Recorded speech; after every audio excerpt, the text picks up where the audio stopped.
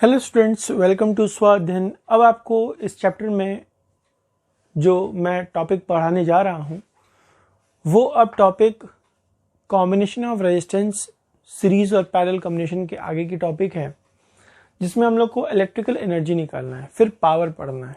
ठीक है, तो अब आते हैं इलेक्ट्रिकल एनर्जी पर।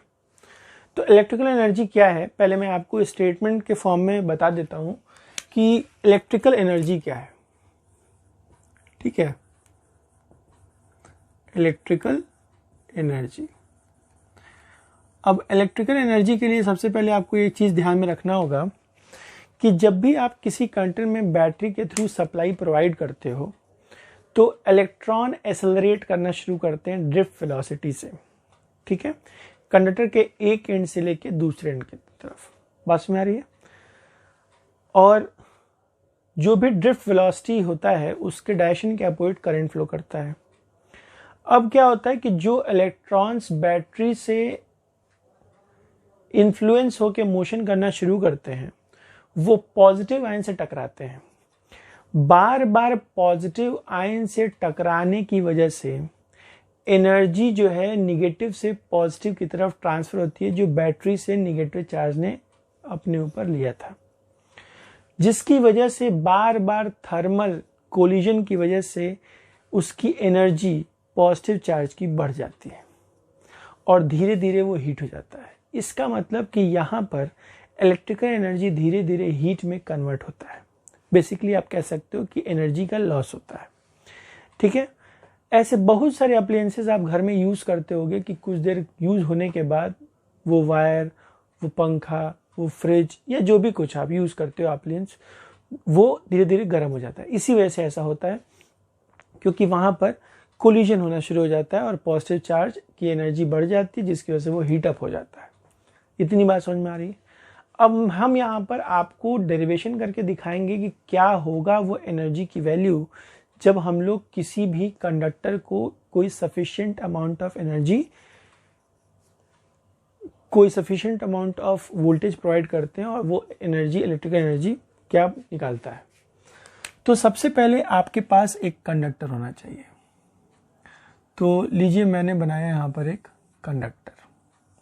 ठीक है, इस कंडक्टर में हम बाहर से सप्लाई दे रहे हैं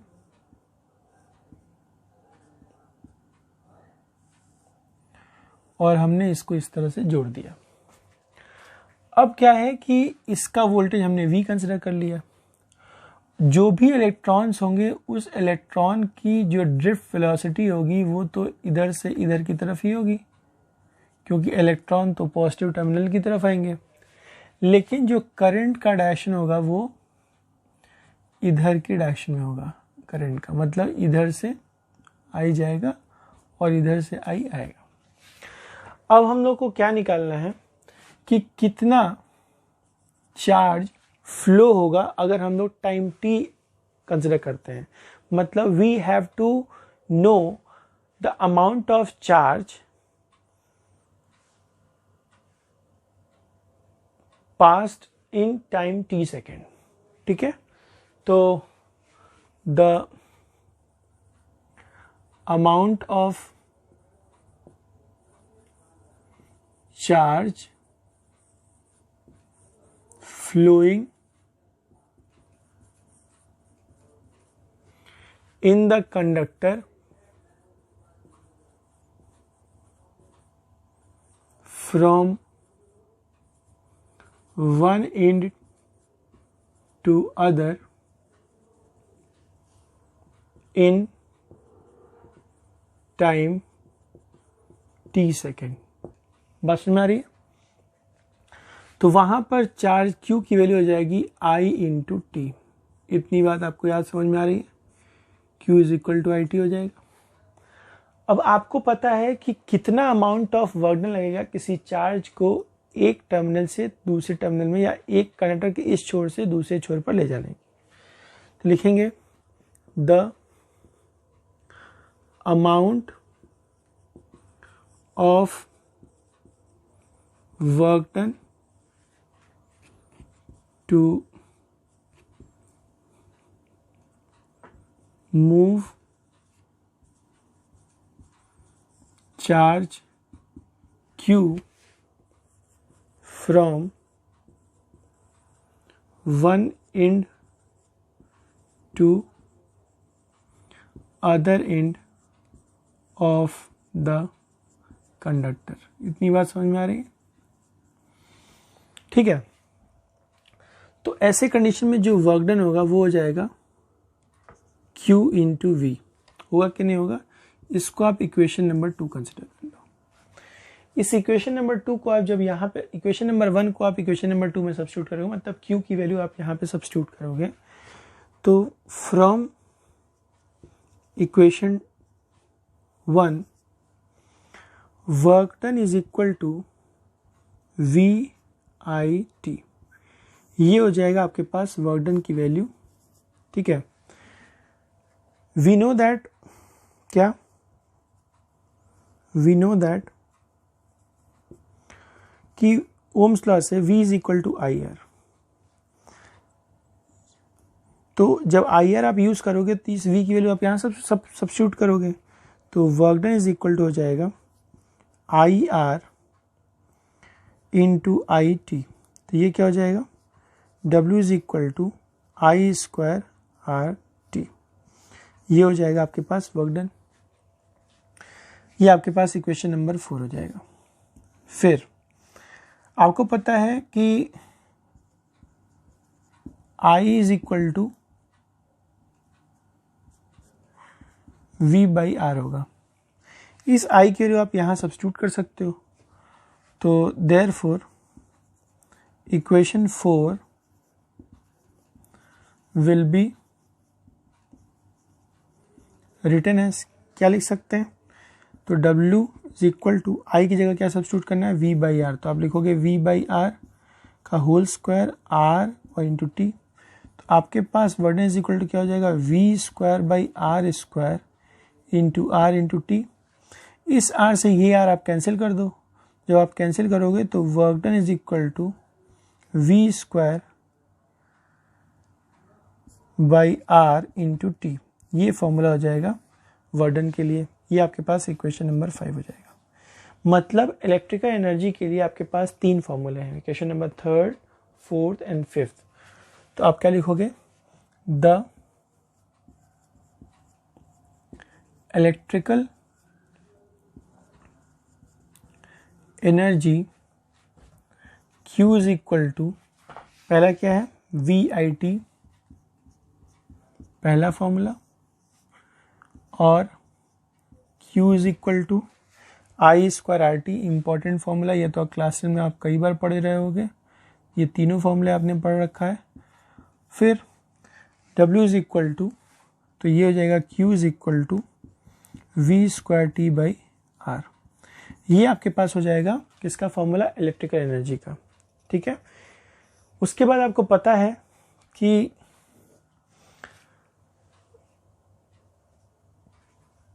तो ये आपके पास फॉर्मूला हो जाएगा। फिर आपको पता होना चाहिए कि 1 कैलोरी बराबर होता है 4.2 जूल, होता है कि नहीं?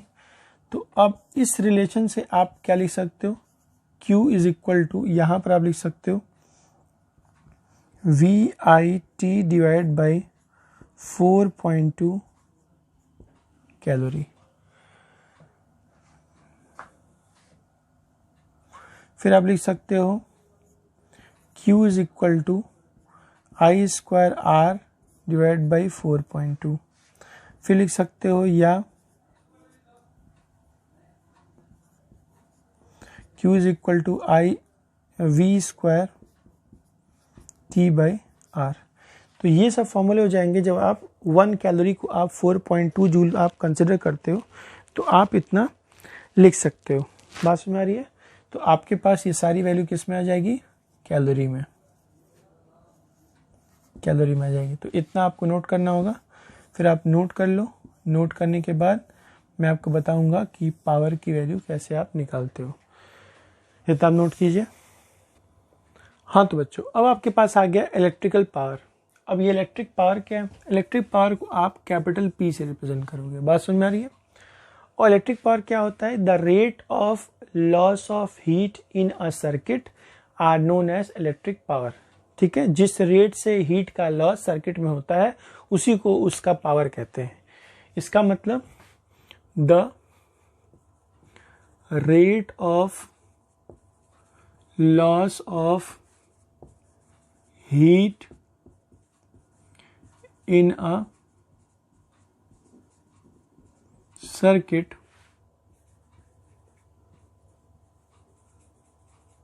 are known as electric power. इतनी बात आपको ध्यान रखनी होगी। बात समझ में आ रही है?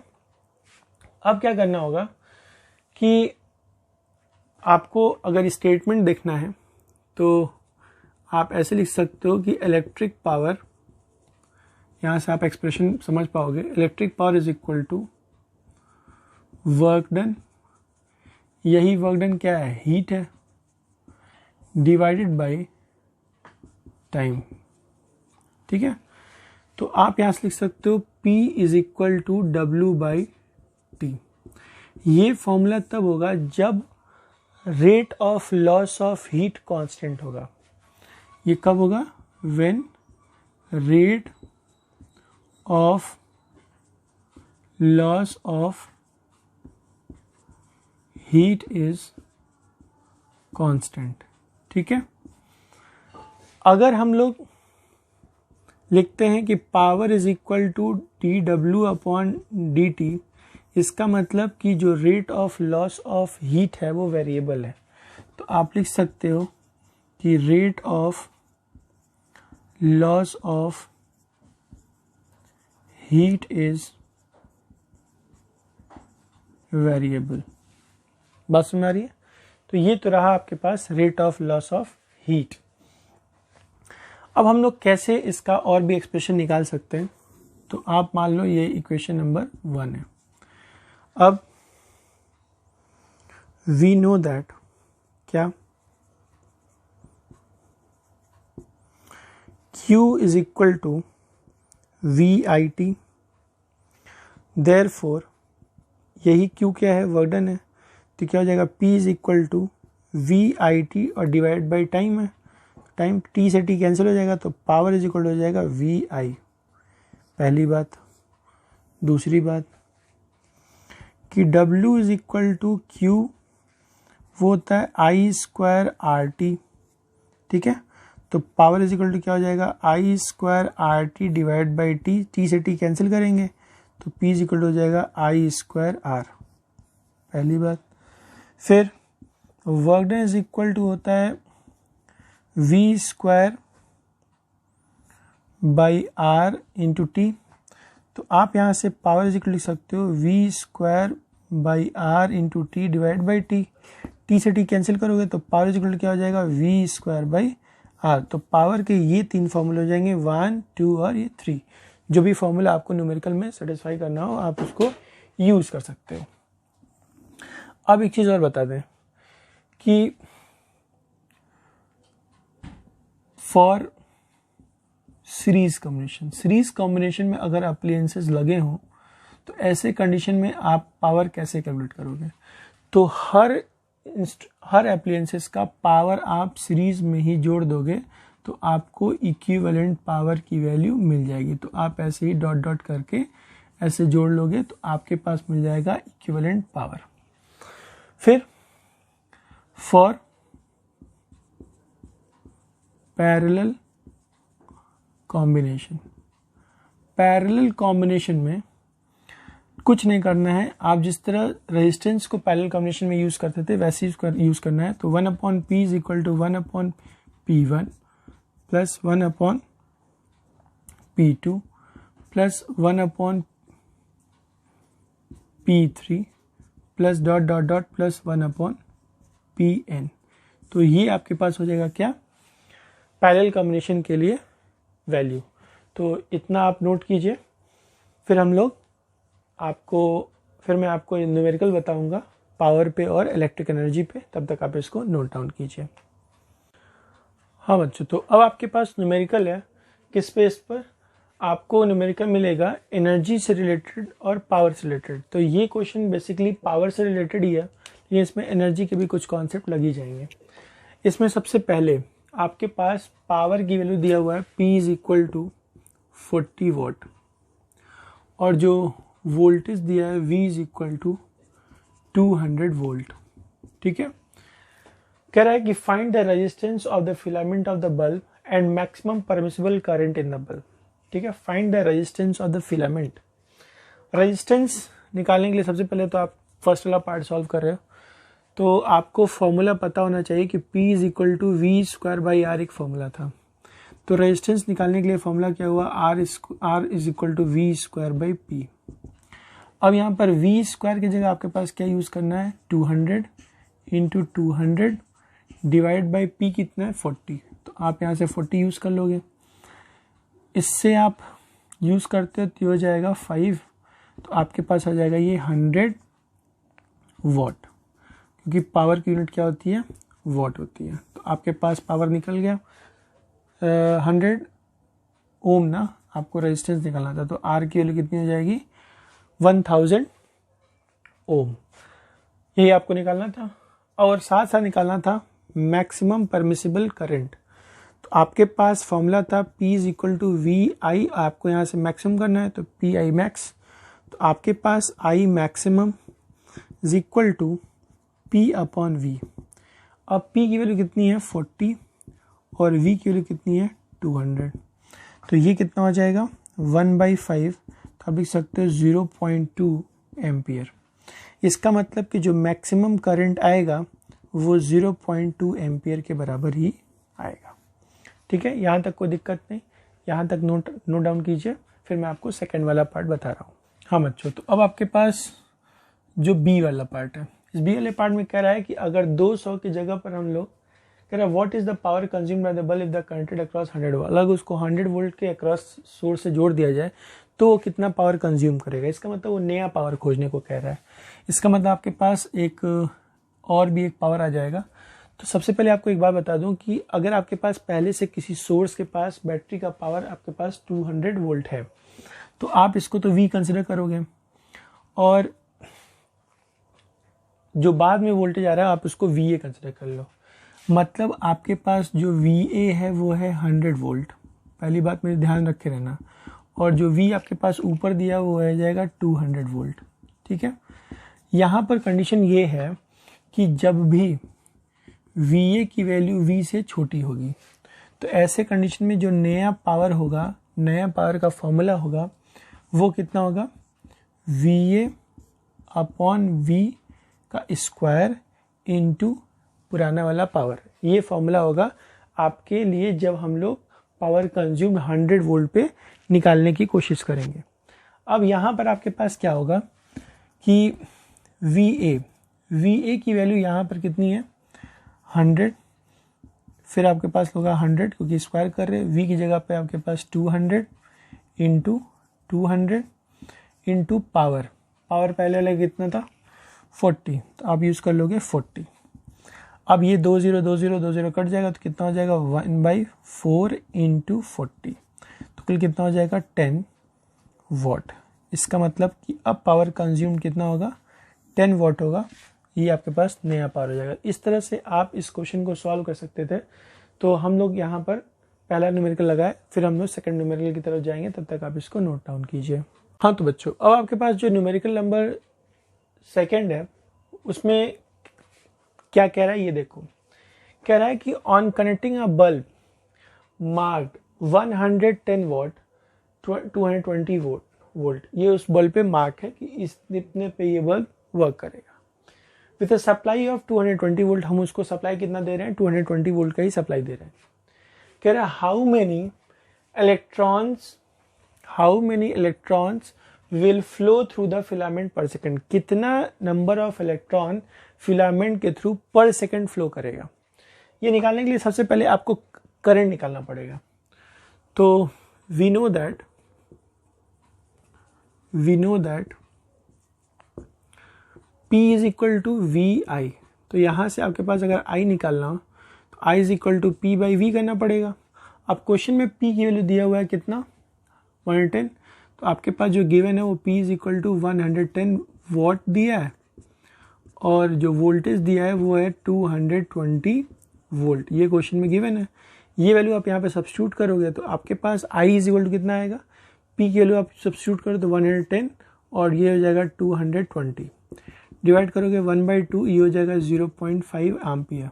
ठीक है, इतने एम्पियर आ जाएगा। अब if n number of electrons flowing per second, इसका मतलब क्या हुआ कि आपके पास फॉर्मूला क्या होता है, v is equal to Q by T. अब q की जगह क्या सब्स्टिट्यूट करोगे, NE/T। अब बात कर रहे हैं पर सेकंड के लिए, तो आपके पास टाइम के लिए क्या हो जाएगी 1। इसका मतलब I इज इक्वल टू क्या हो जाएगा, NE। आपको क्या निकालना है, नंबर ऑफ इलेक्ट्रॉन मतलब n निकालना है, तो n इज इक्वल टू कितना हो जाएगा, I/E। हो जाएगा कि नहीं हो जाएगा। अब यहाँ से n, I की वैल्यू कितनी है 0.5 है कि नहीं, और इलेक्ट्रॉन की वैल्यू कितनी होती है 1.6 इंटू 10⁻⁻19 होता है। अब कुछ नहीं करना है आपको, n is equal to 0.5 into 10⁻19 ऊपर जाएगा तो कितना 10⁻+19 होगा कि नहीं होगा, फिर हो जाएगा ये 1.6। कुछ नहीं करना है, आपके पास ये 0.5 है, इसको आप 5 करोगे तो ये 10⁻18 हो जाएगा कि नहीं।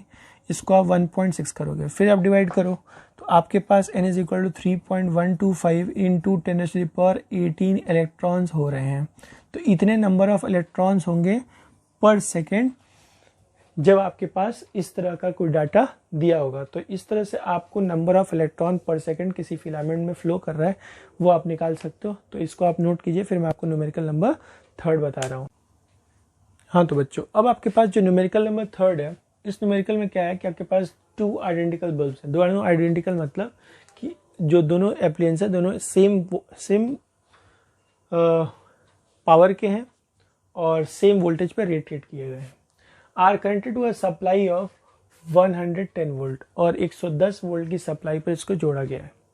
एक बार पैरेलल में, एक बार सीरीज कॉम्बिनेशन में। कह रहा है कि दोनों कंडीशन में हम लोगों को एनर्जी कंज्यूम निकालना है। जब भी आपसे कहा जाए एनर्जी कंज्यूम निकालना, मतलब आपसे क्यू निकालने के लिए पूछा जा रहा है, आपसे पावर निकाल, एनर्जी कंज्यूम मतलब पावर। ठीक है, तो ये बात आपको ध्यान रखनी पड़ेगी। तो सबसे पहले आपको बता दें कि R1 और R2 दोनों बराबर है।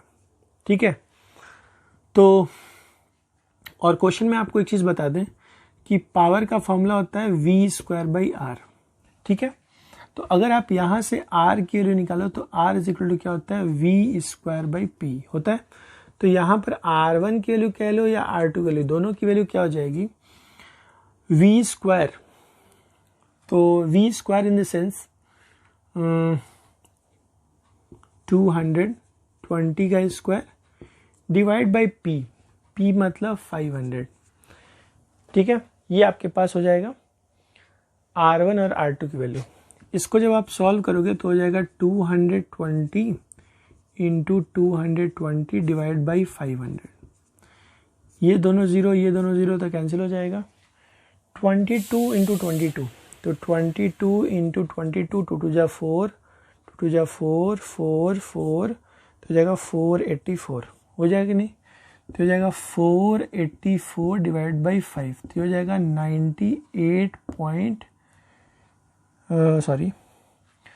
5 9 या 45, 34 और 5 6 जा 30, इतना आएगा ओम। मतलब R1 और R2 दोनों की वैल्यू कितनी हो जाएगी, R1 is equal to R2 is equal to 96.8 ohm, इतना आ जाएगा। ये तो आपके पास रेजिस्टेंस आया। अब आपके पास पहला कंडीशन है इन पैरेलल कॉम्बिनेशन। अब पैरेलल कॉम्बिनेशन में क्या होगा, पैरेलल कॉम्बिनेशन में R इक्विवेलेंट बराबर 1/R1 प्लस 1/R2 के बराबर होता है। तो आप लिख सकते हो 1 R equivalent is equal to 1/R1। ये क्या है, 96.8 प्लस 96.8, दोनों का डिनोमिनेटर सेम है, तो आप लिख सकते हो R equivalent is equal to 2 और 96.8। तो यहाँ से आपके पास आर इक्विवेलेंट की वैल्यू हो जाएगी 96.8 डिवाइड बाई 2, जिसकी वैल्यू हो जाएगी 2 4 जा 8, 2 8 जा 16, ये हो जाएगा। तो जो इसका इक्विवेलेंट आएगा पैरेलल कॉम्बिनेशन हो जाएगा 484 ओम। ये आपने इसका इक्विवेलेंट निकाल लिया। आपको एनर्जी कंज्यूम भी निकालना है पैरेलल कॉम्बिनेशन में। तो पैरेलल कॉम्बिनेशन में अगर आपको एनर्जी कंज्यूम निकालना है तो आपके पास पावर निकालना पड़ेगा, और पावर का फॉर्मूला फिर वही वाला V²/R। यहाँ पे R इक्विवेलेंट हो जाएगा और यहाँ पे जो V की वैल्यू हो जाएगी वो हम लोग जो ये सप्लाई दे रहे थे वो हो जाएगा। तो आपके पास पावर इज इक्वल टू क्या हो जाएगा 110 into 110 divide by R equivalent means 48.4। ठीक है, 11 11 जा 121 और ये 00 डिवाइड बाई 48.4। इसको आप ऊपर नीचे डिवाइड करते हो तो हमारे हिसाब से आ रहा है 250 वॉट। सॉल्व करके एक बार और चेक कर लेना, वैसे पावर इतना आ रहा है मेरे हिसाब से। ठीक है, अब सेकंड कंडीशन है इन सीरीज कॉम्बिनेशन। अब सीरीज कॉम्बिनेशन में क्या करना होता है कि आप जब इक्विवेलेंट निकालते हो तो आप दोनों रजिस्टर्स को जोड़ देते हो। तो आपके पास जो R इक्विवेलेंट आएगा वो हो जाएगा R1 प्लस R2। अब R1 प्लस R2 जोड़ोगे तो क्या हो जाएगा 96.8 प्लस 96.8। अब 8 8 16 1 बचा, 6 6 12 13 बचा, 1 9 9 18 और दिस इज 93। इतना ओम आपके पास हो जाएगा इक्विवेलेंट के फॉर्म में। ठीक है, अब आपके पास फिर आपको क्या निकालना है एनर्जी कंज्यूम। तो फिर पावर इज इक्वल टू कितना हो जाएगा V²/R इक्विवेलेंट। अब यहाँ पर V² की जगह आप 110 का square divide by R equivalent 193.6 करोगे तो आपके पास पावर हो जाएगा 110 इंटू 110 डिवाइड बाई 193.6। अब ये आपके पास आ गया 12100 डिवाइड बाई 193.6। अब ये पॉइंट है, ऊपर नीचे आप 100 से मल्टीप्लाई कर दो तो आपके पास P is equal to 121,000 divide by 1936। अब 26 तो आप इसको लिख सकते हो 62.3 वॉट। आप इसको सॉल्व कर लेना, एक बार चेक भी कर लो। तो आपके पास पावर की वैल्यू हो जाएगी 62.3 और यहाँ पर पावर की वैल्यू हो जाएगी 250। तो आपके पास इस तरह से न्यूमेरिकल्स मिलते रहेंगे, आप इसको सॉल्व कीजिए। इस लेक्चर को बिना स्किप कीजिए देखिए, ताकि आपको ज़्यादा से ज़्यादा नॉलेज